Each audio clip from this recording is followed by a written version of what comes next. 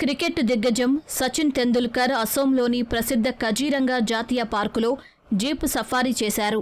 భార్య అంజలితో పాటు కుమార్తె సారా తెందుల్కర్తో కలిసి ఆయన కజీరంగా పార్కును సందర్శించారు. సహజంగా ప్రయాణాలు, ప్రకృతిని ఇష్టపడే సచిన్ కజీరంగాలోని జీవ వైవిధ్యాన్ని తెగ ఎంజాయ్ చేశారు. ఎండ వేడిని తట్టుకునేలా సన్ గ్లాస్, టోపీతో పాటు మెడలో సంప్రదాయ అస్సామీ గమ్చాను ధరించిన Sachin jeep సఫారీని ఆస్వాదించారు.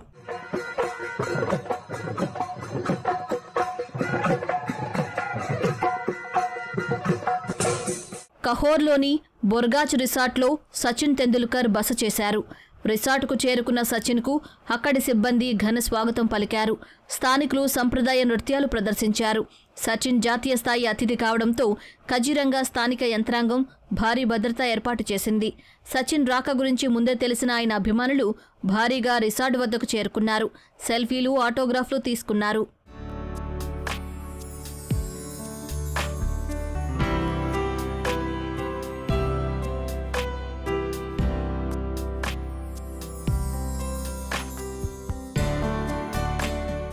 Kaziranga national పార్కును UNESCO వారసత్వ సంపదగా గుర్తించింది. ప్రపంచంలోని ప్రసిద్ధ వన్యప్రాణి సంరక్షణ కేంద్రాల్లో ఇది ఒకటి. అరుదైన ఒంటికొమ్ము ఖడ్గమృగాలకు ఈ పార్కు ప్రఖ్యాతిగాంచింది. దాదాపు 3000 జంతు జాతులకు ఇది ఆవాసం. బెంగాల్ టైగర్, ఏనుగులు, బరసింఘ, అడవి దున్న, ప్రపంచంలో కొన్నే మిగిలి ఉన్న బెంగాల్ ఫ్లారికన్ పక్షులు ఇక్కడ మనకు కనిపిస్తాయి.